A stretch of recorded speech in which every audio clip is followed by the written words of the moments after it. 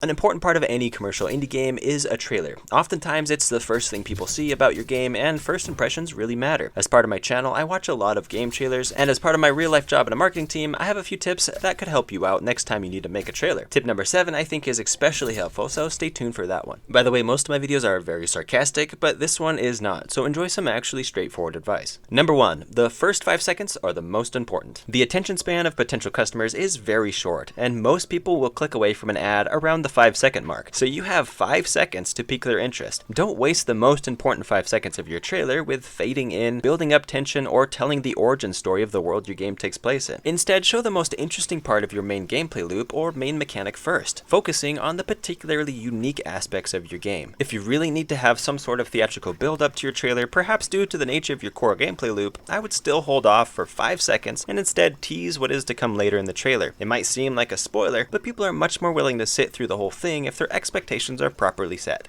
Number 2, don't waste any time. I know it seems cool and cinematic, but don't cut away from the gameplay to put text on the screen. You only have about a minute to show what your game is about, and showing gameplay is a much better use of time. If you must include text, overlay it on top of the gameplay, or better yet, use a voiceover if possible. You also don't want to waste time with long fade-ins or fade-outs to black between cuts. Number 3, show relevant gameplay. This kind of goes along with the last point of not wasting time, but for example, if you have a mining game and you want to show the player mining something, you don't need to include a 3-second shot of the player approaching the ore that needs mined. Or let's say you have an RPG where the player can enter different buildings. It might only take a second or two, but showing the transition of a player entering a tavern is wasted time in a trailer. Instead, just show a shot of the player fighting something outside, then a shot of the player talking with a tavern keep. The viewer will understand that these are different places and that you can travel between them. Cut out anything that isn't going to help sell your game. Every fraction of a second counts. Number 4, get the shot you need. Take the time to record any part of gameplay you need, but be willing to do it over and over again until you get it as perfect as possible. When making ads for products, I've gone hours shooting the same shot until I get the take that works, especially when there are uncontrollable variables in the shot. And even then, I've reset up a whole scene and done it over again just because something was off. Of course, you don't impede yourself with perfectionism, but don't assume your first recording is the one you need. It often isn't. Just be willing to try a few takes to shine the best light you can on your game. It'll take some patience, but could be well worth it. Number 5, don't try to be fancy unless you know what you're doing. Often when I see trailers made by amateur video editors, it will include creative transition between cuts. Obviously doing this makes your trailer feel unprofessional and gives the impression that your game may be just as unprofessional. Most of the time you don't need any fancy transitions at all. If possible, try to watch some tutorials for video editing, specifically for marketing videos or trailers. Taking a few minutes to research what you're doing can really make a big difference. Don't be afraid of doing it yourself though, just remember sometimes less is more.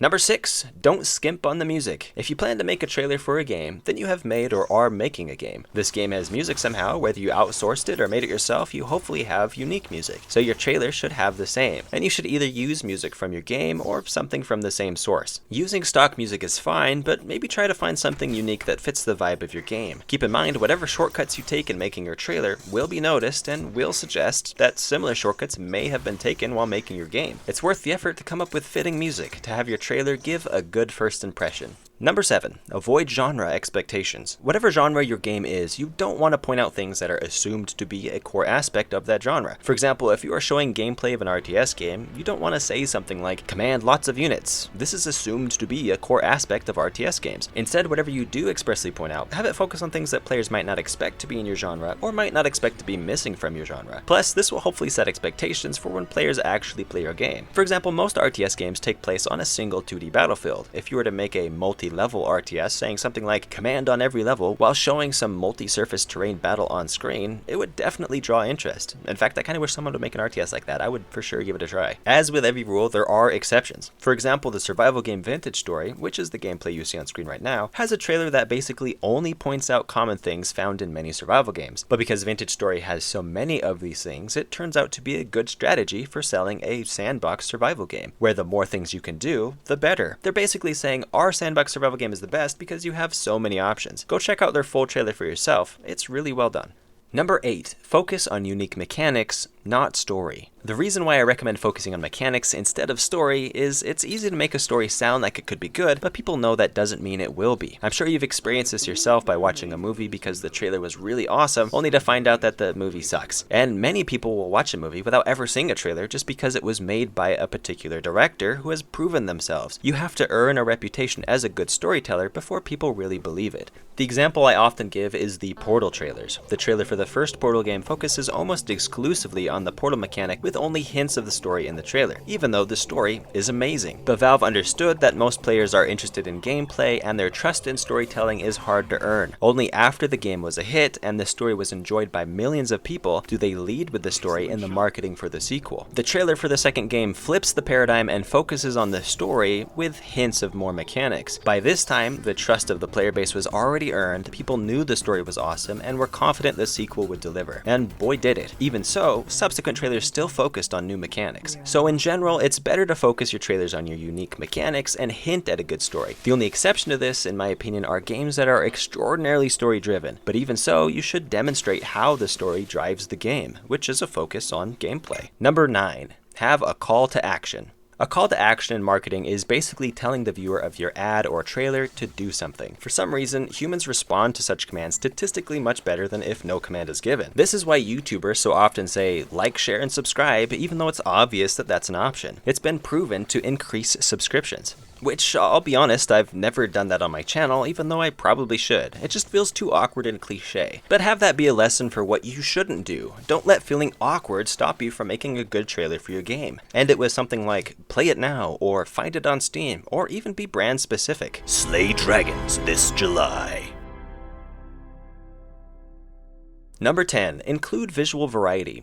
If you watch a trailer and every single clip of the game seems to be pretty much the same thing, you're going to lose interest really fast. I've seen trailers for games that are based on spreadsheets and found that each clip told me more or less the same thing as the one before it, that the game uses spreadsheets, even if deep down what's happening on screen is actually distinct parts of gameplay. If it looks too visually similar, the viewer isn't going to know that. Remember, they might not understand exactly how your game works. Try to pull clips from different levels or in-game interactions to make each unique part of your game look distinct from the others. If you find this is hard to do, it might be a sign that your game needs a bit more variety in color or shape to improve marketability, or that your game requires a unique approach to marketing that standard trailers are unable to convey. Number 11. Don't drag it on. While you want to use every bit of real estate you have in a trailer, you don't want to overdo it. Get to the point, express the point, and leave your viewer wanting more. Some games are simple and don't require a lot, and that's alright. In fact, that can be a good thing. Remember, the goal of a trailer is to get potential players enticed. If you can do that in 15 seconds, there's no need to force fill in 3 minutes. And oftentimes, shorter is sweeter because you can get to that call to action sooner. Plus, using an appropriate amount of time to showcase your game will likely make your trailer feel more professional. And that's 11 tips that will improve your game trailers. Of course, your game trailer can really only be as good as your game, and honestly, the better your game is, the more it will sell itself. But don't let some simple mistake in trailer making keep people from realizing your game's full potential. And if you made it this far, thanks for watching, and have a great day.